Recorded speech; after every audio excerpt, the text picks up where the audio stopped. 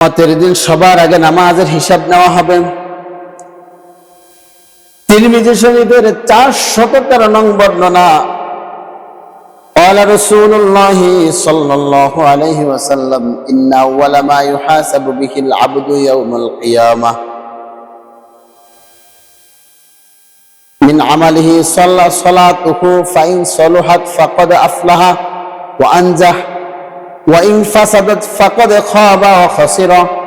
রাসূলুল্লাহ সাল্লাল্লাহু আলাইহি ওয়াসাল্লাম তিরমিজি শরীফের 413 নং বর্ণনায় তিনি বলেন, কিয়ামতের দিন সর্বপ্রথম নামাজের হিসাব নেওয়া হবে। যার নামাজের হিসাব ঠিক থাকবে, ভালো থাকবে, তার অন্যান্য আমলগুলো ভালো আছে সেটাই পরিগণিত হবে। যে ব্যক্তির নামাজের হিসাবের মধ্যে কোনো প্রকার ত্রুটি বিচ্যুতি থাকবে, তার অন্যান্য আমলের মধ্যে বিচ্যুতি ত্রুটি থাকবে বলে মনে করা হবে। কাজে নামাজ যার ঠিক থাকবে, আল্লাহ পাক তাকে মাফ করে দিবে।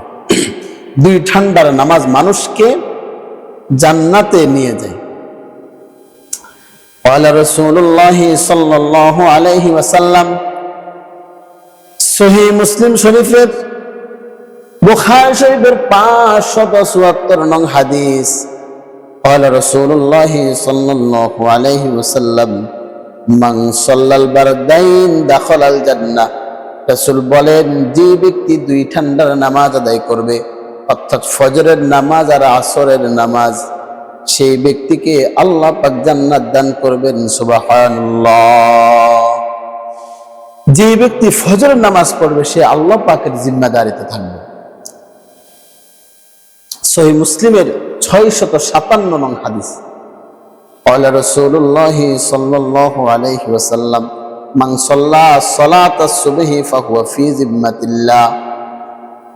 সহিহ মুসলিম শরীফের 657 নং হাদিস, রাসূলুল্লাহ সাল্লাল্লাহু আলাইহি ওয়াসাল্লাম বর্ণনা করেন, যে ব্যক্তি ফজরের নামাজ আদায় করবে সে আল্লাহ পাকের জিম্মাদারিতে থেকে যাবে।